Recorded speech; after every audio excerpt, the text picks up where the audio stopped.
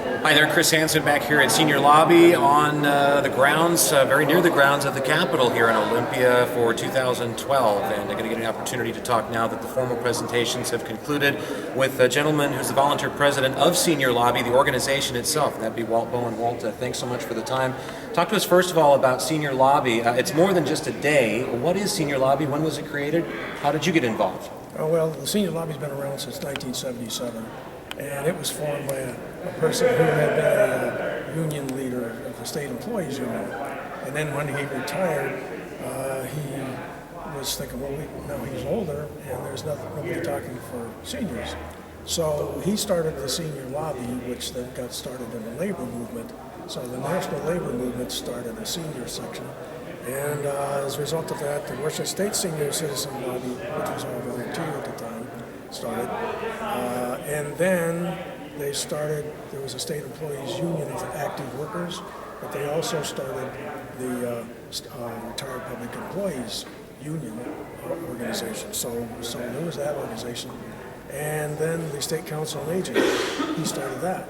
So his name is Norm Scott, and so he just died this year. So he was instrumental in starting it, and so there's been many folks working on things. When they started, it was before cell phones, before laptops, before any of the things we have now. When it was, and Norm and the others would hang out in the hallways and catch them as they came in and out of the session. And so it was a lot easier. There was about 50 paid lobbyists then, and today there's over 900. So things have changed considerably since then, and so the Senior Lobby has grown and brought in a lot of other organizations who deal on a regional or statewide basis, delivering some kind of service to seniors.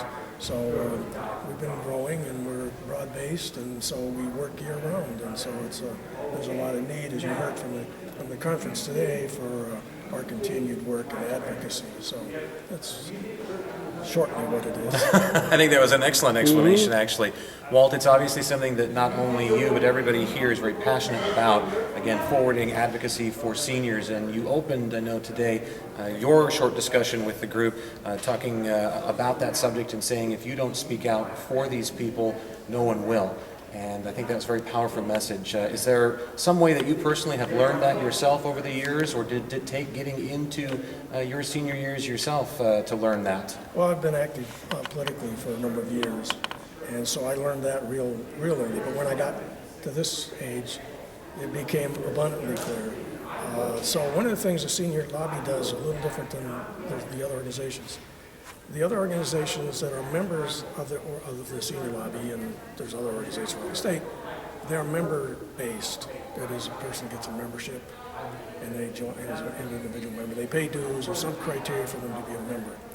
And we're a organization-based, so our members are organizations. So it's a bit of a difference. So in my role is to do whatever I can to help the individual member organizations get stronger in their advocacy, work to come up with unified messages, identify common problems, have good discussions with it, and just to generally clarify. And as we said, our thing is to educate and legislate, but it's basically through education. So that's a big part of the role we're doing. And we saw off the program today here. It was education based, so that all the members from whatever organization that they are with will have the mental tools to go back and be more effective advocating. Very good. Walt, talk to us about why maybe more folks don't advocate, either on an individual level or at that professional level or organizational level that you're talking about. I'm sure that for certain people, certain organizations you work through, this is very much their demographic. For others, it probably isn't. With longer-term vision, I'm sure that it could include everybody. Are you working towards maybe even a younger crowd to get them prepared for the future as far as the advocacy for Senior Lobby?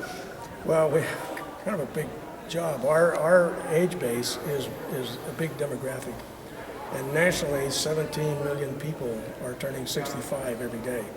So we're not at a loss for new customers. Our issue will be for the baby boomers that are turning 65, and there's many people now under 65 who are in need of various kinds of services that we've been advocating for all along.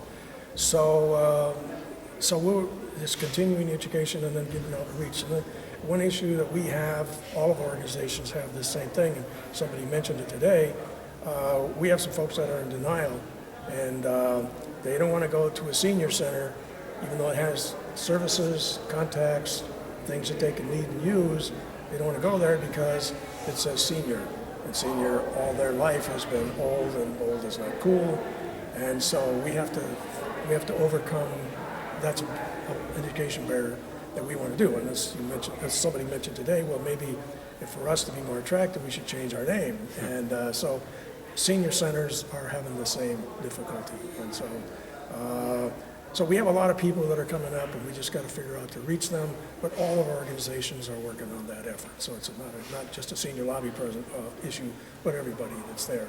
But as far as the advocacy concerned, some people aren't used to advocating. They never were in their life.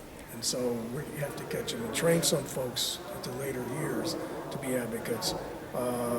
And so, we work with other groups, PTAs, Children's Alliance, other groups.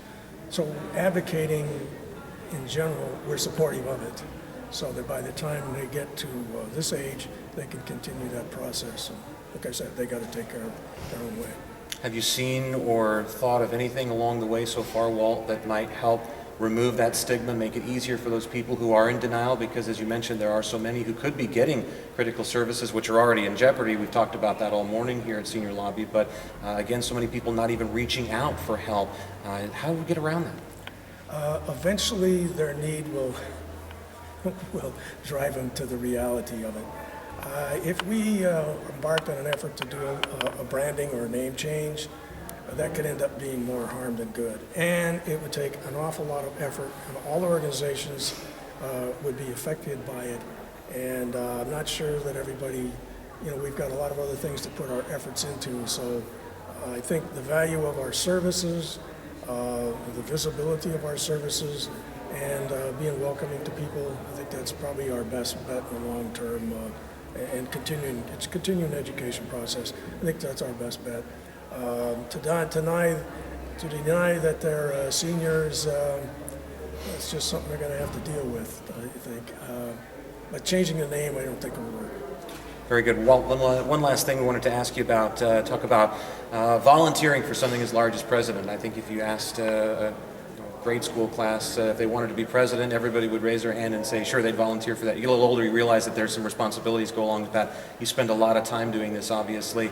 Volunteering in general is what I'm getting at. It's going to take a real kind of a buzzkill, but grassroots efforts that are at home right now, efforts in the community, volunteering in particular, to be able to pick ourselves up and get back on the right track. Do you see that as being part of the long haul until we get this fixed too, or? The only way we're going to fix it is to do that. Everybody's got to be active. Everybody's got to, get onto the, with the redistricting, there's going to be some new folks coming up in the legislature. So we just got to continually to educate and advocate and train. And so we do a lot of training, and it's a nonstop kind of a process. On the National Archives up on the top there, it says to have freedom requires eternal vigilance. And so this is kind of what it's about. If we're going to have freedom, we got to keep working at it. It didn't come to us, here's freedom, we had to fight for it. And we still have to fight for it. Absolutely. Every single day it looks like, again, that's really in some manner what folks here are doing at Senior Lobby, fighting once again for those freedoms we've all enjoyed. Walt Bowen, I appreciate the time. Again, he is volunteer president of Senior Lobby, and you guys are in the 21st century. You are on Facebook, I know you said, and Yes. also a website. We're not tweeting or twitting yet, but that'll come next. Okay, very good. You can look them up online. We'll give you the information at the conclusion of our program today. Walt, thanks so much for the time. Thanks for your good work, too.